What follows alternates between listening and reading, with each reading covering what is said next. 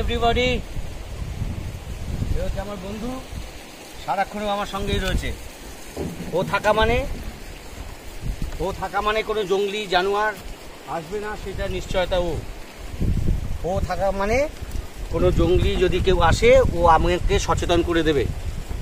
সেই কারণে আমরা এখানে চলে এসেছি। অসাধারণ বন্ধুরা, এইখানে শুট হবে গান, রোমান্টিক গান। এটা ঝুলন্ত ব্রিজ। ওদিকটা একটু দেখাও,